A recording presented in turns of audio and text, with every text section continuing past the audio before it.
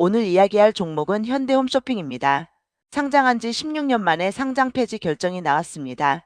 보통 상장 폐지라고 하면 악재 느낌이 강하죠. 망했나? 실적이 안 좋은가? 이런 생각이 먼저 듭니다.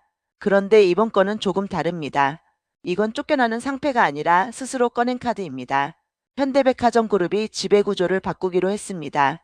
현대GF홀딩스가 현대홈쇼핑을 완전 자회사로 만들고 현대홈쇼핑은 상장에서 내려오는 구조입니다. 주식 교환 비율은 1대 6.35714. 홈쇼핑 주주들은 GF홀딩스 주식을 받게 됩니다. 여기서 중요한 건 왜 지금이냐는 겁니다. 1. 홈쇼핑 산업 솔직히 쉽지 않다. 홈쇼핑 업황은 예전 같지 않습니다. TV 시청은 계속 줄고 있고 젊은 세대는 TV를 거의 안 봅니다. 모바일 쇼핑, 라이브 커머스, 쿠팡 같은 플랫폼으로 이동하고 있습니다. 그런데 홈쇼핑은 여전히 송출 수수료 부담이 큽니다. 채널 사업자에게 내는 비용은 계속 오르는데 매출은 정체되거나 변동성이 커지고 있습니다. 고정비는 높은데 성장성은 둔화되는 구조. 이 상태로 상장사로 남아있으면 분기 실적마다 시장의 평가를 받아야 합니다. 조금만 실적 흔들려도 주가는 압박을 받습니다.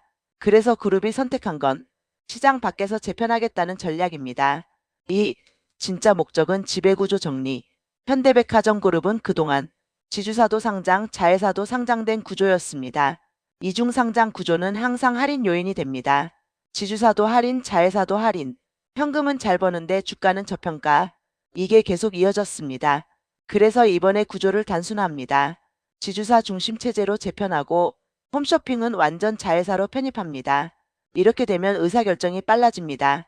사업 재편도 유연해집니다. 필요하면 사업을 줄이거나 키우는 것도 자유로워집니다.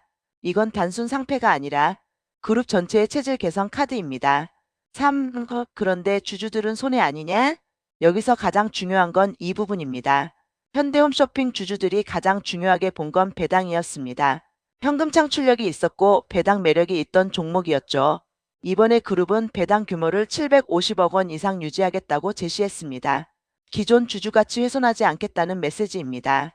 그리고 더 강한 카드가 나왔습니다. 현대GF홀딩스는 1,000억 원 규모 자사주를 매입하고 연내 소각하겠다고 밝혔습니다. 현대홈쇼핑도 자사주 6.6%를 전량 소각합니다. 이건 그냥 말로만 주주 친화가 아닙니다. 실제 유통 물량을 줄이고 주당 가치를 올리는 행동입니다. 그래서 시장이 긍정적으로 반응한 겁니다. 4. 그래서 주가가 왜 올랐나? 보통 상패 이슈 나오면 빠집니다. 그런데 이번에는 양사 모두 강하게 반응했습니다. GF홀딩스는 급등했고 홈쇼핑도 동반 상승했습니다. 시장은 이걸 위기로 보지 않았습니다. 구조 개편 주주환원 패키지로 해석했습니다. 특히 지주사 할인 해소 기대가 컸습니다.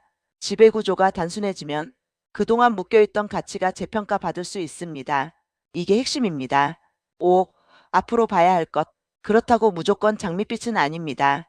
첫 번째, 교환 비율이 장기적으로 유리한가? 두 번째, 홈쇼핑 본업이 실제로 회복될 수 있는가? 세 번째, 지주사 할인율이 실제로 줄어드는가? 이 세 가지가 중요합니다. 만약 구조 개편 이후에도 업황이 계속 나빠진다면 주가 재평가는 제한적일 수 있습니다. 하지만 그룹이 내부에서 사업 재편에 성공한다면 이번 상패는 전환점이 될 수도 있습니다. 6. 이 사건의 진짜 의미. 이번 결정은 망해서 퇴장이 아닙니다. 전략적 후퇴 후 재정비에 가깝습니다.